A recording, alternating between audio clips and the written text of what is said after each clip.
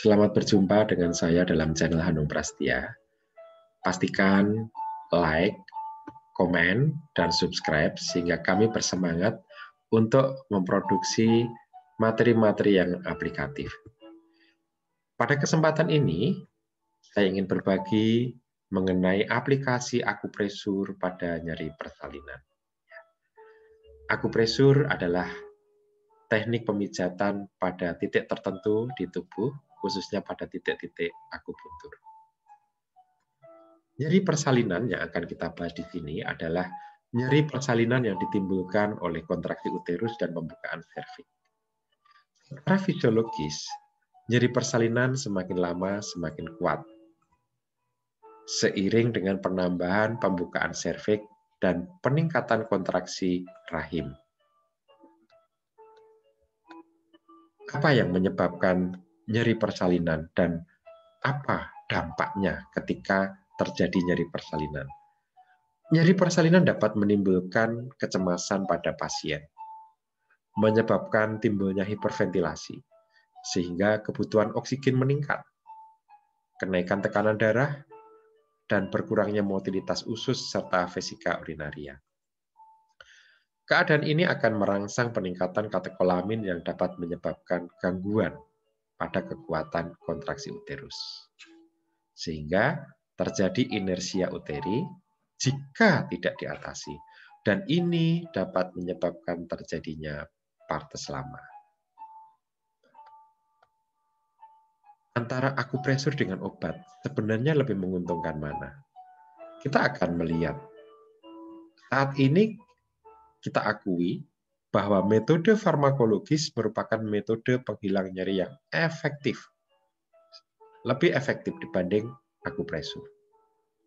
Tetapi metode farmakologi hanya boleh diberikan oleh dokter berdasarkan kewenangan dan standar kompetensi. Karena metode farmakologi membutuhkan prosedur yang memerlukan ketelitian dan kecermatan dalam pemberiannya. Mengapa? Karena efek samping dari obat-obatan itu bisa jadi memiliki dampak kurang baik. Kurang baik bagi ibu ataupun bayinya. Misalnya apa? Misalnya mual, muntah, atau memperpanjang lama persalinan, bahkan depresi pernafasan ataupun letargi. Metode non-farmakologi ada beberapa. Misalnya ada hipnoanalgesia, ada akupuntur, ada akupresur. Pada kesempatan ini, saya ingin membagi mengenai akupresur. Memang metode akupresur ini dapat mengurangi nyeri, tetapi tidak sekuat seperti cara farmakologi. Metode non-farmakologi ini memberikan keuntungan selain mengontrol nyeri, juga memberikan pendekatan secara psikologis jika dilakukan dengan benar. Dan ini bisa dilakukan oleh tenaga kesehatan ataupun oleh keluarga. Akupuntur, akupresur ini mirip. Miripnya apa? Titik-titik yang digunakan pada materi yang saya sampaikan ini sama.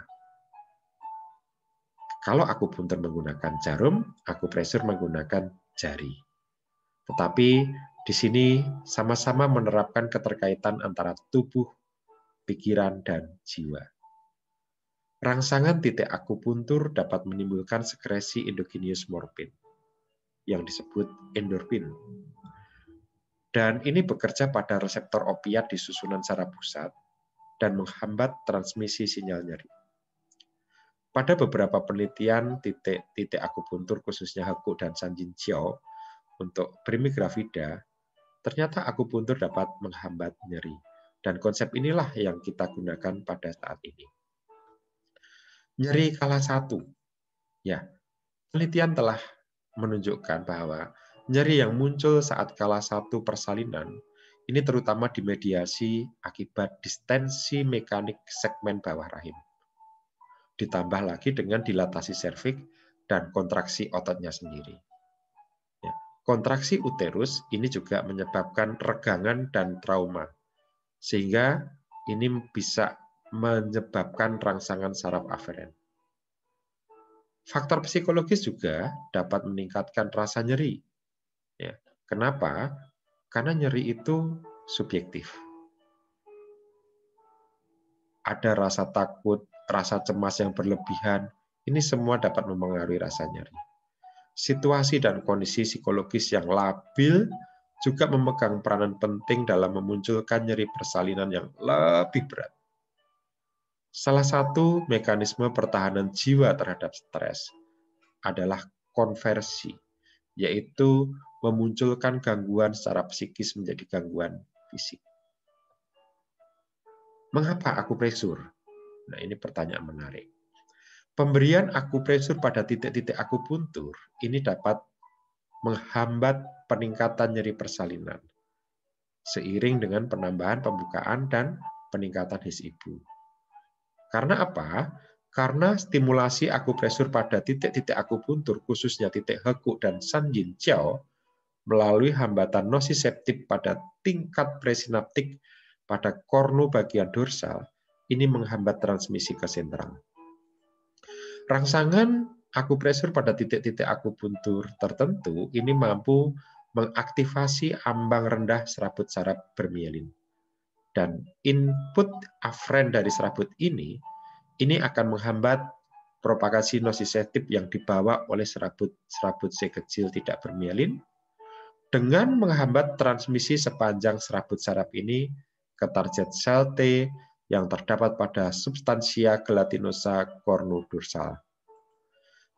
Mekanisme analgesi yang dihasilkan oleh akupresur pada titik akupuntur tertentu juga dapat dijelaskan dengan gate control teori.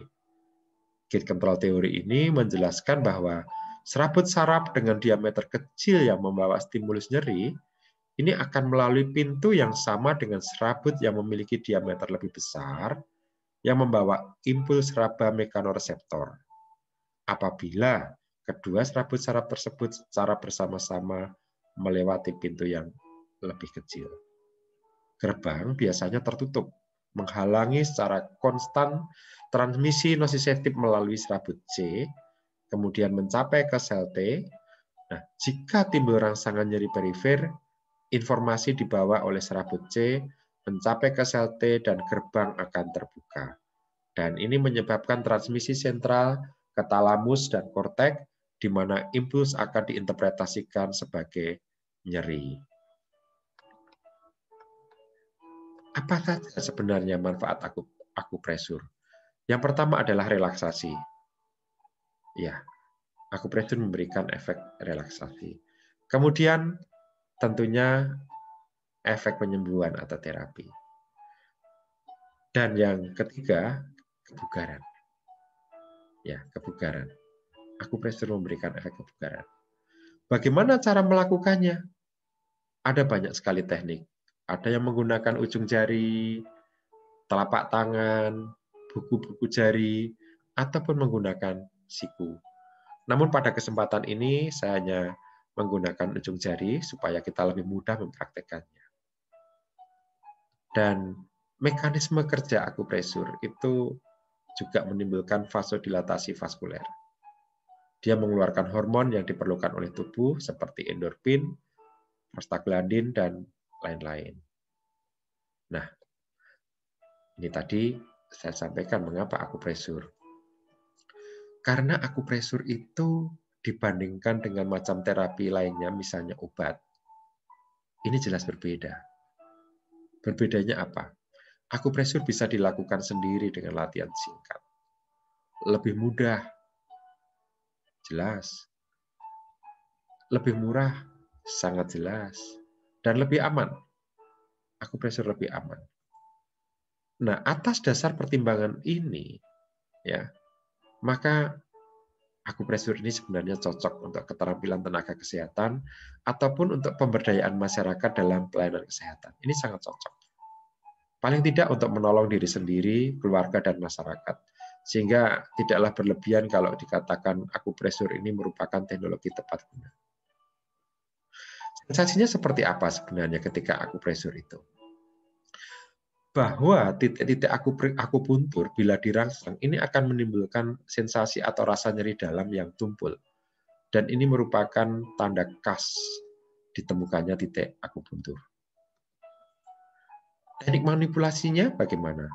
Teknik manipulasi itu suatu teknik dalam melakukan rangsangan pada titik akupuntur atau dalam melakukan rangsangan sesuai dengan jalur meridian. Sebelum melakukan tindakan akupresur, itu tidak sesederhana yang kita bayangkan. Kita tetap perlu melakukan pengkajian. Kira-kira di mana lokasi akupresurnya. Meskipun tidak kita tulis karena mau digunakan untuk keluarga, meskipun hanya sepersekian detik dalam sebuah tindakan yang berdampak terhadap kesehatan atau apapun, pengkajian ini penting. Ini penting. Termasuk kita akan menentukan model rangsangan seperti apa yang kita berikan untuk akupresur mengatasi nyeri pada persalinan kala 1. Kemudian juga alat yang dipakai untuk manipulasi titik akupuntur. Kita apakah hanya menggunakan tangan, ibu jari, buku jari, sisi tangan, siku, atau memerlukan bantuan alat-alat lainnya. Kemudian posisi tubuh pasien. Untuk keluhan pada daerah kepala, daerah leher, daerah bahu, punggung atas, lengan, siku, pergelangan tangan, lutut, tungkai bawah, ini posisi duduk biasanya lebih nyaman. Namun, kalau pasien menginginkan berbaring, bisa juga. Biasanya, berbaring telentang ataupun telungkup itu hanya untuk keluhan daerah punggung dan bagian depan tubuh biasanya. Waktu atau lama penekanan titik akupuntur. Untuk titik akupuntur, kita cukup 3 hingga 5 menit. Dan bisa kita ulangi setiap 5 menit. Ya, kecuali untuk kondisi-kondisi tertentu. Pada kesempatan ini kita cukup 3 hingga 5 menit saja. Nah, titik apa yang kita gunakan untuk meringankan nyeri infartu primipara? Penelitian dari Zhu and Chao ini mengatakan bahwa stimulus pada titik large intestinum 4 atau HEKU ini yang gambarnya berputar ini dan spleen 6 atau Sanjinxiao ini ada gambarnya ini dapat meningkatkan kadar beta endorfin dan serotonin. Ya. Stimulus pada titik large intestinum 4 dan spleen 6 dapat meningkatkan kadar beta endorfin dan serotonin dalam darah yang dapat menurunkan nyeri persalinan dan meningkatkan relaksasi. Ya, nama Mandarinnya LI4 itu, ya ini LI4 itu adalah HEKU dan spleen 6 itu adalah Sanjinxiao. Kita lihat. Nah, ini gambar titik HEKU. Stimulasi akupresur pada titik HEKU ini mengakibatkan jalur nosiceptif di hipotalamus dan otak di tengah terangsang. Karena apa? Karena peningkatan endorfinergik di hipotalamus. Neuron endorfinergik ini turun ke PAG dan rapenukleus sehingga menghambat rangsangan nyeri. Jalur serotonin menghubungkan sumsum tulang belakang dari batang otak yang memainkan peran penting suasana hati dan emosi, sehingga serotonin dilepaskan dari nukleus accumbens. Akupresur pada titik HEKU dan Sanjinxiao akan mengeluarkan beta endorfin dan serotonin yang dapat menyebabkan rangsangan nyeri terhambat. Nah, HEKU sendiri letaknya di sini bisa Anda lihat ini pada gambar ya.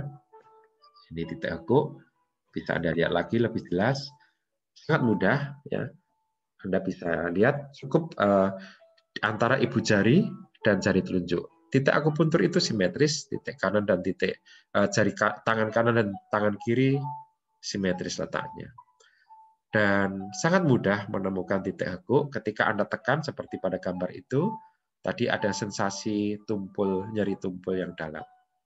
Nah, penggunaan terapi akupresur memang tidak dapat menghilangkan nyeri secara keseluruhan. Tetapi Terapi akupresur pada titik heku ini dapat menghambat nyeri persalinan ketika terjadi penambahan pembukaan serviks dan peningkatan kontraksi rahim.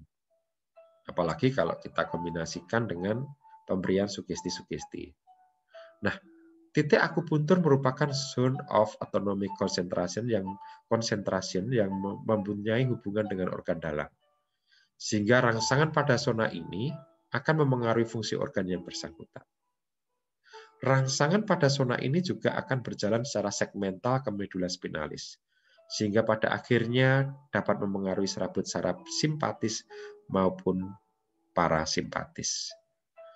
Serabut saraf simpatis keluar dari medula spinalis dan segmen thorakolumbal, sedangkan serabut saraf parasimpatis keluar dari kranial melalui saraf kranial 3, 7, 9, dan 10, serta keluar dari medula spinalis pada segmen sakral. Sehingga titik ini dapat menghambat nyeri persalinan. Ya. Mudah mencari titik heku, ini bisa dilihat di dalam gambar, ya, antara ibu jari dengan jari telunjuk. Ya. Ketika dilakukan pemijatan akan ada sensasi nyeri. Ya. Pijatannya berapa lama? Sekitar 3 hingga 5 menit. Ya. Dan lebih bagus lagi ketika sambil melakukan pijatan kita berikan sugesti nyaman, rileks, misalnya seperti itu. Kemudian selain titik heku, titik yang selanjutnya adalah spleen stick atau sanjinjou. Letaknya seperti ini, Anda bisa lihat, ini sejajar antara ibu jari, ya, ibu jari kaki, sebelah kiri ini dari tulang di sini, ya. Kalau dalam bahasa Jawa kemiri, ya, tonjolan tulang di sini, 4 jari ke atas, ya, kita lihat pakai ini lebih jelas, ya, pakai ini. Nah, ini Anda bisa melihat di titik ini menempel dengan tulang, ya, kira-kira 4 jari dari ini penjalan tulang di sini, ya, 4 jari. Nama titiknya sanjinjou. Boleh dilakukan akupresur bersamaan, boleh gantian. Lakukan kira-kira 3 hingga 5 menit pada setiap titik. Nih ya. Kalau dalam bahasa akupuntur, letaknya 3 cun dari prominence of the medial malleolus. Ya, di tulang ini, menempel pada tulang. Oke. Praktekkan, sangat mudah. Sanjinjou ini letaknya di sini. Ya. Dipijat, Anda pijat di titik heku, ya, titik heku Anda pijat, ya. Kemudian sanjinjou juga. Bisa suami yang melakukan, bisa tenaga kesehatan misalnya bidan atau siapapun. Karena caranya mudah. Pastikan kuku kita juga pendek. Ya. Baik, pada kesempatan ini kami akhiri. Apabila Anda mau belajar hipnoterapi yang benar, kami menyediakan waktu khusus untuk Anda pada bulan April yang kita lakukan di Geraha Sinergi pada tanggal 10 dan 11 April. Silahkan daftarkan karena tempat sangat terbatas, kami memperhatikan sekali protokol kesehatan. Dan pastikan, catat, Sabtu Minggu, tanggal 10-11 April 2021 di Geraha Sinergi. Anda boleh hubungi nomor 0813 327 555 168. 081 3327 555 168 atau 0812 263 8908 0812 263 8908. Target pelatihan adalah peserta mampu menerapkan klinikal hipnoterapi dan Anda belajar langsung dengan praktisi dan akademisi. Kemudian kalau Anda ingin belajar teknik meningkatkan produksi ASI bahkan relaksasi, kami juga menyediakan pelatihan online Handong Holistic Breastfeeding. Ini luar biasa, karena Anda tidak harus bertemu langsung, dan bagaimana Anda juga bisa menerapkan pada klien Anda tanpa bertemu langsung. Ya, saya kira sampai di sini perjumpaan kita. Terima kasih sudah melihat, dan sampai jumpa pada film-film kami yang selanjutnya. Tetap semangat dan sukses untuk kita semua.